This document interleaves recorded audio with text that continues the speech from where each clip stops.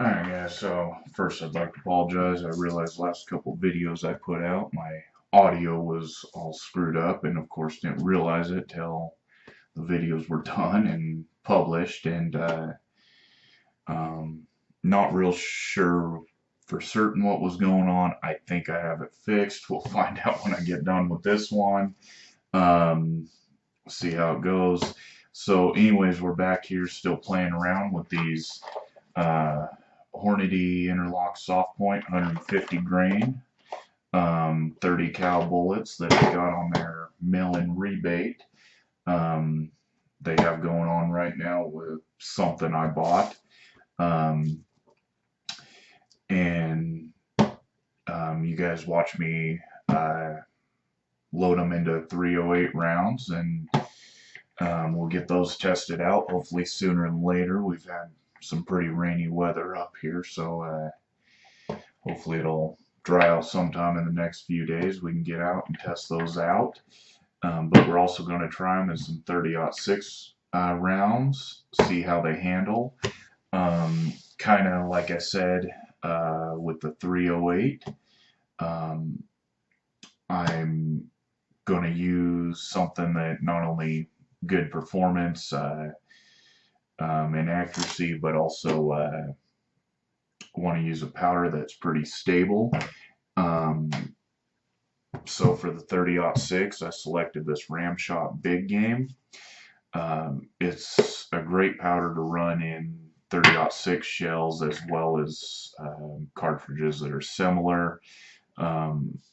Few reasons I select, well, that's one of the reasons I selected it, but also most of the Ramshot powders are supposed to be pretty stable powders and um, across a wide range of variables, including temperature.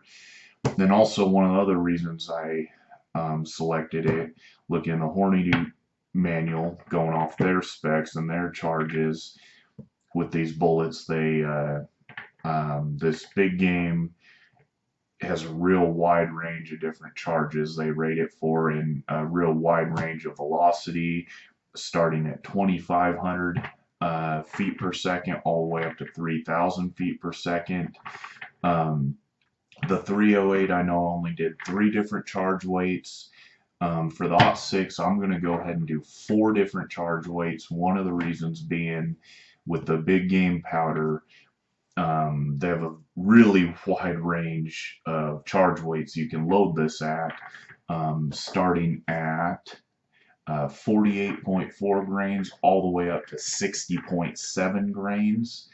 Um, so I went ahead and selected 4 different charge weights for this. We'll see how they perform in my rifle, what kind of velocity I get with them, and then if I decide I like this bullet, kind of want to keep playing with it, we may come back to the drawing board and start playing, fine-tuning some charge weights in between what I selected. Again, just like I said when I did the 308 video, I'm going to stay away from the max charge weight a little bit. One of the reasons being is because I don't necessarily crimp my cartridges, um, but you know, if you read your directions that come with most set of dies, my seating die, you know, typically you put an empty case in there, run it up, thread your seating die down until you feel it make contact um, with your case, and then typically back it off about a turn. I leave mine set right where it makes contact with that case. You can, what I do, you can hardly even call it a crimp. It's just enough to increase neck tension a touch. One of the reasons I do it, because I could potentially use this as a hunting round, and you know, with hunting, you know, seems inevitably I'm going to end up either on the back of an ATV during that trip or in a pickup over less than desirable roads. Stuff could get jarred around. Um, also, um, uh, oh, sorry. Also, you know, a lot of times these rounds could end up in my rifle magazine, you know, for a week before I ever make a shot. And during that week, I'm climbing up mountainsides over rocks, jumping over creeks, whatever it may be. So I do just enough to slightly increase that neck tension, try to hold that bullet where I want it. And doing so, I stay away from max charge weight, because doing that little bit of neck tension, you could potentially increase pressure inside your rifle chamber and your cartridge case just a touch. Probably not a lot, but it's enough to where I want to stay away from that max charge. And again, just like the 308, for now we're going to go right off Hornady specs with cartridge overall length, which for this for the 30-06 with this bullet, they say 3.210. We'll stay right there. If I like how this bullet performs, and I want to keep playing around with it, there's possibility we could come back to the drawing board and play around with a little bit of cartridge length, see if get that bullet closer to the lands and more suited for my particular rifle. But for now, we'll go right off what the manual says and go from there. So, like I said, with the big game, they rate it from 48.4 grains all the way up to 60.7. I decided I'm gonna do my starting load at 49 grains, just a touch more than their minimum charge. Then my second load will be 53 grains, my third one 57, my fourth one and highest will be 59 grains. And I am again using the Federal large rifle, make a mess while I'm at it, Federal large rifle primers, and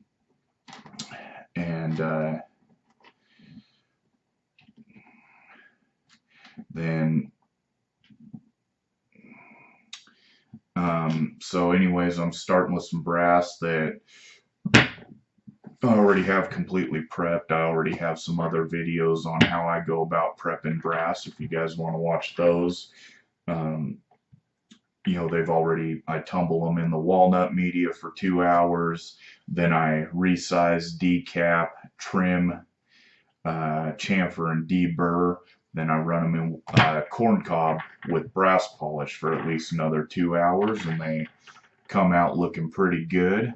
Then I check all the primer pockets and flash holes. But anyways, let's get started. So I'm going to get my primers loaded up, and kind of like the 308, I mentioned that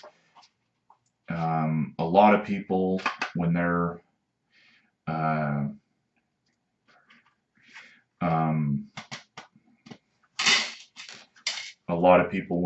doing shot development, they like to do 3-shot groups. Yes, that does save you some time and money. I like to do 5-shot groups. There's always some human error that might be involved. And also while you're at the range, if you happen to screw up a shot and throw one, or have a flyer for whatever reason, you're only left with 2 shots left to see how that round performs. So I like to do 5-shot groups, give you a little more basis for evaluating that bullet with the charge weight. So we'll get these primers loaded up here.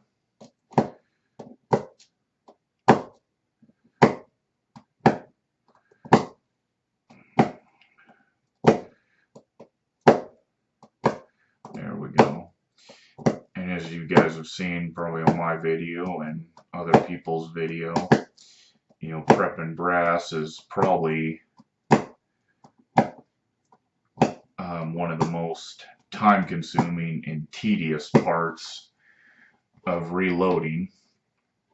But if you've ever shopped around at buying brass, you know, rifle cartridge like the .6, you could spend anywhere from about 50 cents a case, all the way up to about $2 a case. Um, so money-wise, it can be time well spent properly prepping your brass and trying to save it.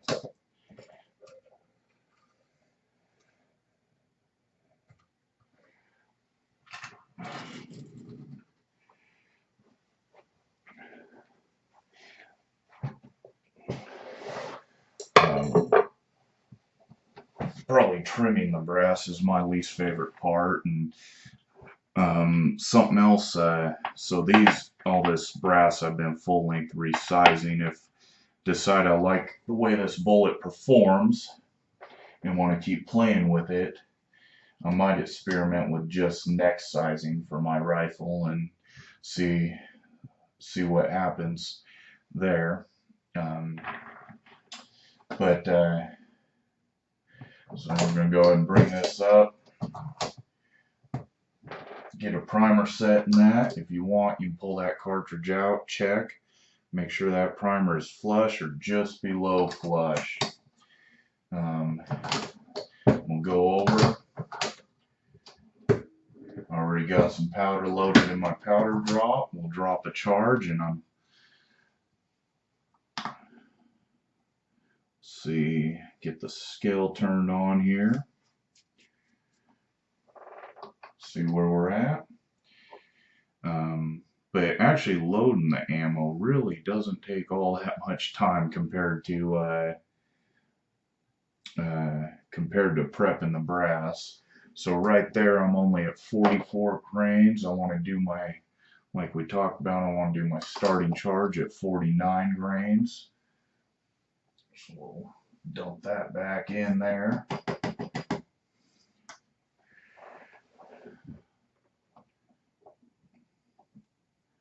Turn this up a little bit.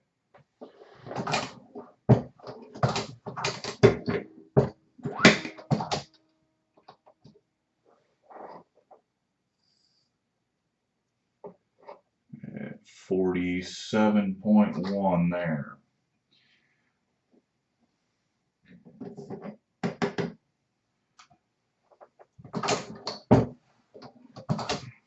Turn this up a little bit more.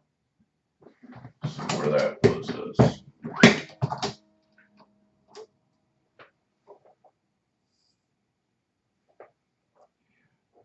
48.8.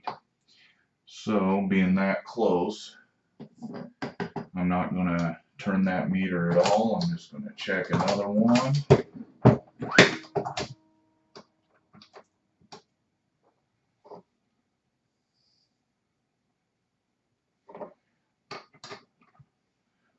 So there's 49.2. So it's getting kind of, check another one, see where we're at.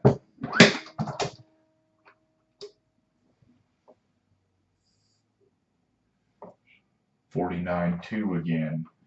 So at this point, I'm going to go ahead and hold that meter, turn the lock ring down.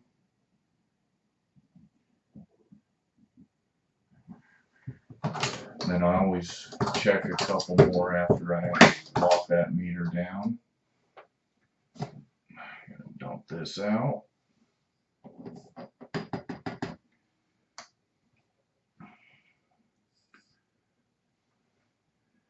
$49.2. Let's check another one.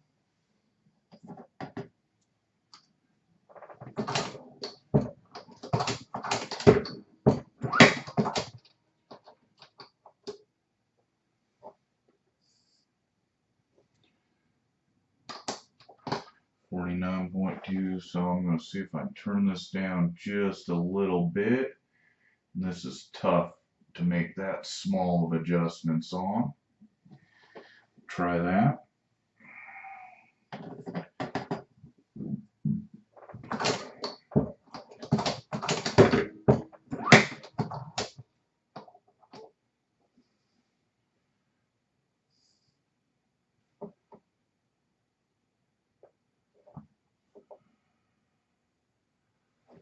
Actually went up a little bit. Try that.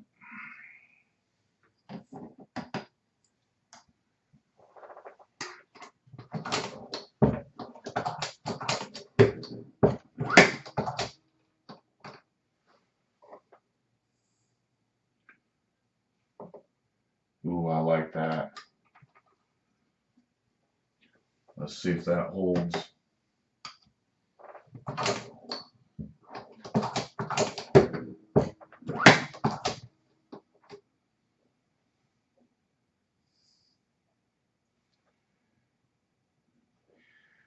I like it. We're going to go with that.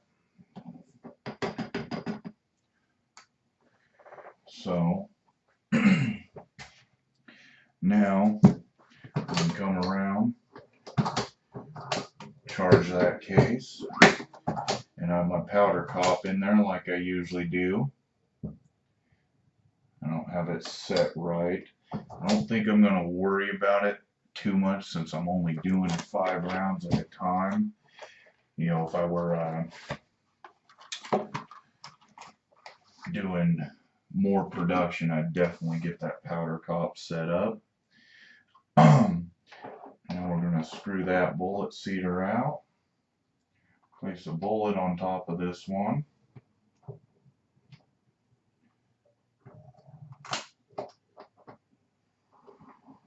Run that up there. Make sure that bullet seater's screwed out. Still hidden.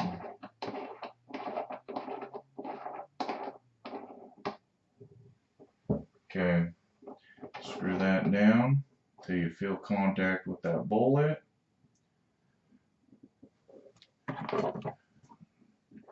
Good tension on that. Come back out. You're going to want to go a little bit at a time and check your cartridge overall length. Make sure your caliper's clean and zeroed out. And you can see how far away from the cannister I am. I still have a ways to go there with that one. Shooting for 3.21. And I'm at 3.5. So we'll put this back in this station here. Screw this down a little bit.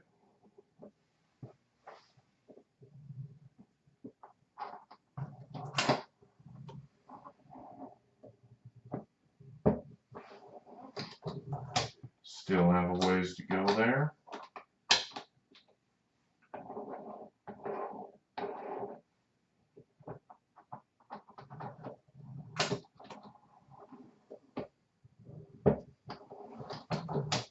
Getting closer, but you can see there's still close to 1/4 inch to that cannister. And I'm at 3.361. So, and then when you're starting to get this close, take that bullet seater just a little bit at a time. Keep checking. Still a little bit to go there.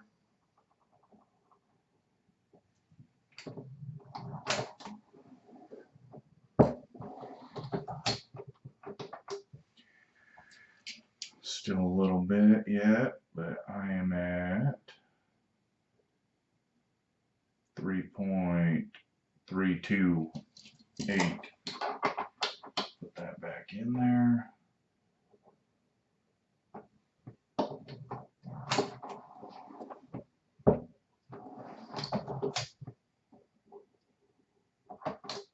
Try that.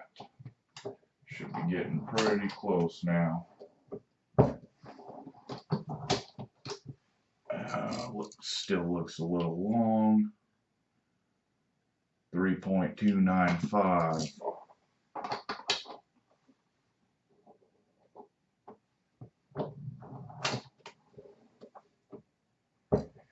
Like I said, at this point, take that bullet seater just a little bit at a time, keep checking it. You can Can always go down a little more. Hard to bring it back up though.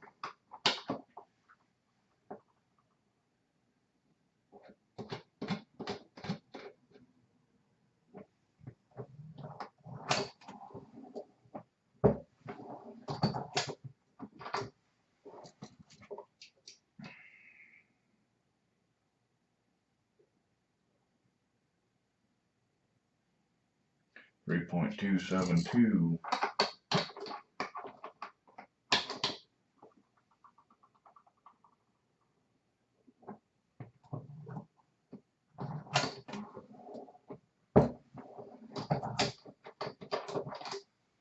We're just starting to cover that cantilever on the bullet. 0.262.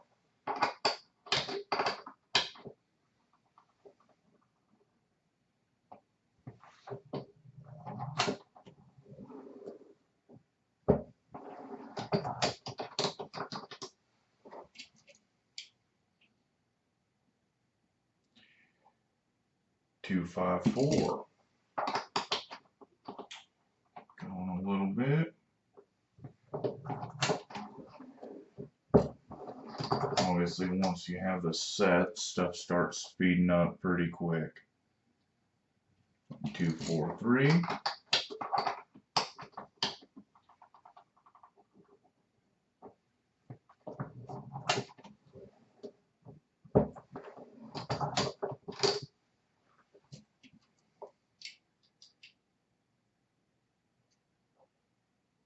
$231.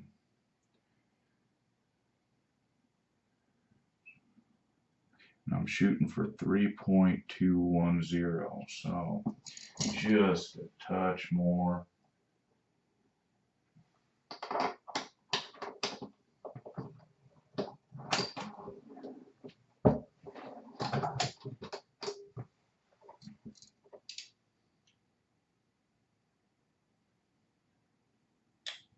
$3.22.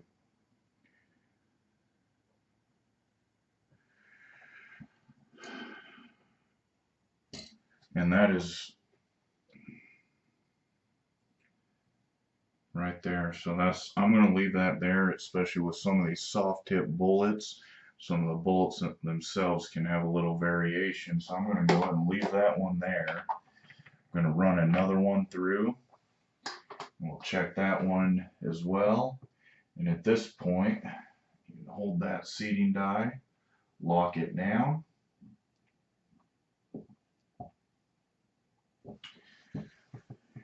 Run that up, come down, we'll prime that case. I'm going to go ahead and throw another one in. Coming up, charging that case, coming down, priming the next one. Throw another one in.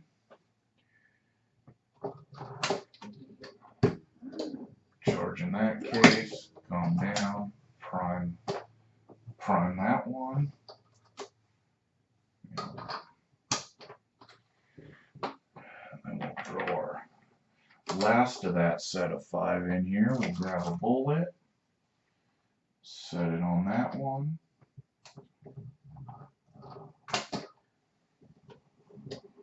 Come up, seating a bullet, and charging a case. Come down, prime that. And like I said, I'm going to check the cartridge overall length on this one again.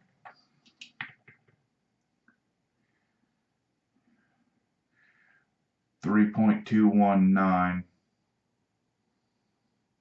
And for these soft tip bullets like this, doing an overall length, you gotta be willing to have a little tolerance for some variation. I'm gonna go with that. Yep, already primed that one, just making sure as I got to talking and measuring that last round. So, you know, you forget to prime a case, you end up with gunpowder all over the place, big old mess you have to clean up.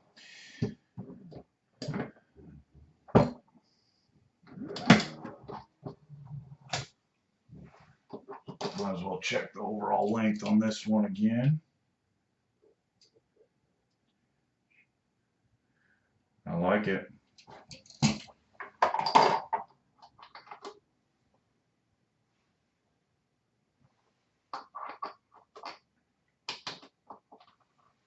Okay. See the bullet on these last two.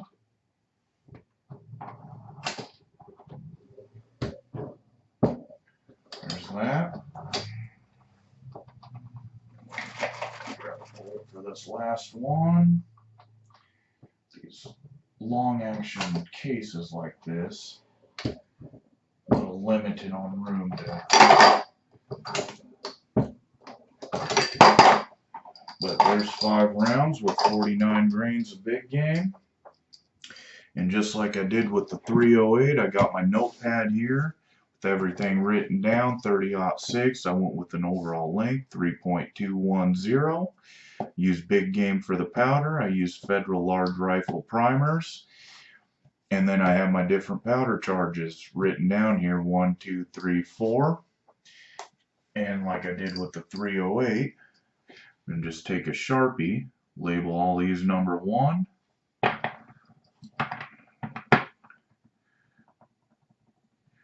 That way, when I'm evaluating how they perform, I know for sure which ones these are.